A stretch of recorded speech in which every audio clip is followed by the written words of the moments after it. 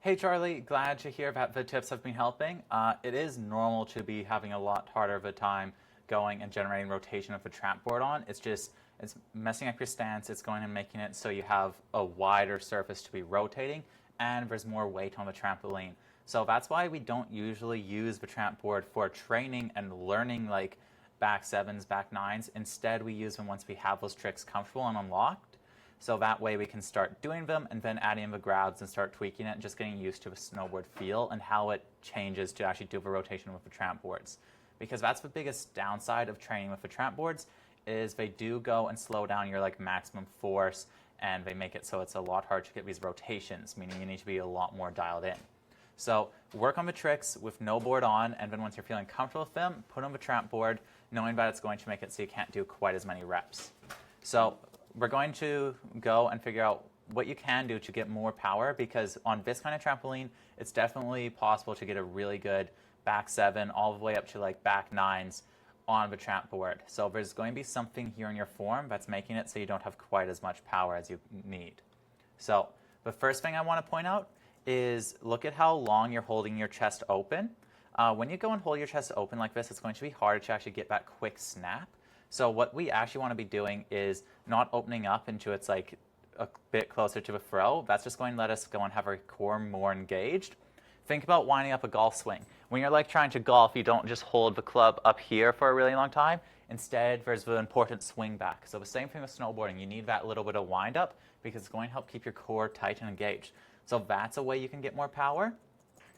And then the other way you can get more power is this takeoff is really good. Everything's looking nice, but notice how you're going and drifting to the side of a trampoline. That means you're not going straight up. Whenever you drift, it's going to add more torsion, and that's going to go and make it a lot harder to get the rotation and enter that vortex. So we need to go and remove a bit of that drift. This is mostly happening because you're really emphasizing throwing over your back foot. What's good? But you're doing it a little bit too soon, and it's causing you to go and leave with your weight set over to the right a bit, and that's where that drift's coming from. So just focus on getting a bit more of a bounce up and delaying that snap a little bit, because you don't want your snap to be going and interfering with your bounce, because any drifting is going to be tough. Now let's go and look at the spin. First of all, the snap's really good. Arms open, pulling with that back arm. That's really nice. Leading with the head. So that's all really good. Let me just go and take a little bit of a closer look at your spot. Head down, eyes down. Yeah, so that looks like a really good back seven. We're just going to go and compare that really quick to one of my back sevens to see what kind of differences are being made. So if we just go, I think over here is the back sevens. So there's going to be a few differences here, so I'm just going to go back to the start, and we'll go and just look at them, break them down frame by frame, and see what differences are actually being made.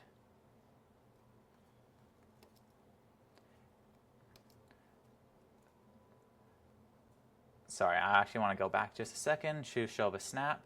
So notice how my arms are being first used to generate height. I have them throwing up. That's just to give me more height, because you want as much height as possible, especially when on the tramp board. And then after I go and do that maximum extension, my hands are being thrown down. So I'm not holding that extended and waiting to fall. Instead, I'm actively pushing up and then falling into it. I'm going to play that back in full speed and just watch my arms. So my arms come up with me, and then I wind up right before impact. This is just going to make it more snappy, make your muscles more connected, giving you more power. The next parts of the spin are, first of all, notice how when I'm leaving, my weight is still set over the center of the trampoline. So even though my shoulders are open and like aimed towards my back foot, I'm still making sure that I'm leaving off both feet at the same time, because that's what you really need on trampoline, is to get that straight up. And then the other thing I'd like you to note here is look at how intense I'm like pulling in my grab, pulling in everything, and staying tight to get this around. When you have a board on, it's really going to be a lot more effort to get that rotation around. So what I am seeing with your back seven versus my back seven is I'm using a lot more core engagement. I'm going into pulling around the rotation, keeping it tight the whole way. where when we go and look at your back 7, you're doing the rotation, you're leading it, but your core isn't completely tight the whole time. So if we go and check it out here, your back 7 looks good, but you can see it's a little bit loose and your torso actually is sort of extending and coming tall. So what I want you to do is focus on delaying that snap, getting that wind up. So here, your arms should be not wound up. Wait until you do the wind up. So generate height. Then once you start getting closer to the ground, then wind up. Because notice here how you're sort of like rebalancing with your arms. You want to have that rebalancing all done, so then you can go and focus on your wind up. So you should be starting to do your wind up around here, right before you hit the trampoline. That's going to give you more snappy power. And then you need your weight to not be quite as shifted over that back foot, just for like this push off the trampoline. You can sort of see how your hips sort of curving in. That's going to mess up your power. The next thing is, notice how your torso is really tall and pulled out. I want you to go and just clench that core a little bit and pull it in, just so you can get used to that feeling, because this is a continued rotation, but I want you to go rotate fast and actually have time to slow it down. So you're finishing the rotation and then slowing it down, because see how you're like catching yourself and landing as you finish rotating? If we just go back to my back 7 one more time, we'll see that I'm trying to go and get a little more rotation than you are. So my rotation is set, I'm snapping and pulling, and notice how when I let go, I'm not needing to like squeak anything around. So this is a fully completed rotation, and that's coming from this extra little bit of head whip right here. So I'm going to play it again, and just watch my hair and see how like I tuck in and speed up the trick right there. So that's what you're missing, is that little bit of extension then tighten.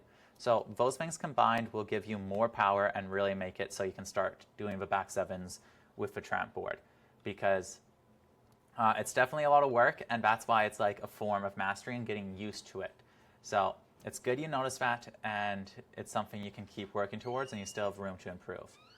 So for these backside 360s, again, you're going and just winding up a little bit too early. So see how you're holding this wound up position? And this is actually throwing off your balance in the air. So now you're landing and you're unbalanced, and I think that's where a lot of this drift is coming from. So here your weight was set over your front foot, good body posture and everything. The whole rotation's all good. Your only issue is you're drifting a little bit and you're preemptively winding up. But good snap. Let's see the head spot. Great position of the upper body and head. Yeah, that's all really good. You're coming in a little bit heel heavy and tail heavy.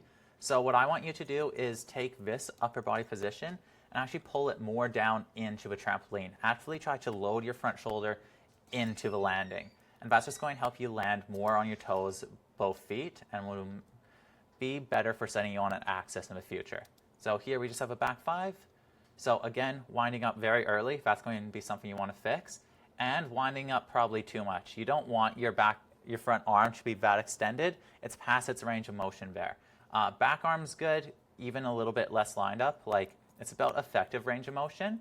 So here you're like winding up that much, but you're really only generating power through like this little bit here. So wind a little bit less and wind up later. Then you're popping, spotting,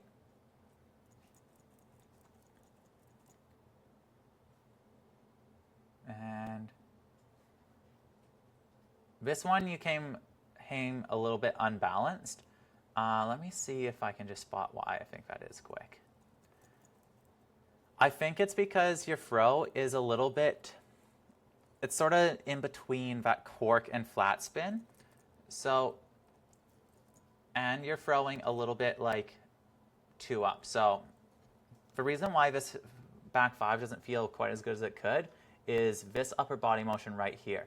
See how your like back foot's lifting, you're sort of rotating over your front foot with this rotation. So that's a good tall extension. You just need this rotation to be set a little bit more down over your back foot, and you want to, like, if you're leaving off a foot, it should be your back foot, because when you're leaving over your front foot like that, it's going to snap you a bit over your shoulder. What you can do if you're doing a really cork, so when I do that, it's because I'm trying to go and snap it and like cork and then up into a back flip, what pulls you into a spot. But since you're just doing such a slight rotation, that throw is just making it so you can't go and lock your eyes down because your head's sort of up with your chest.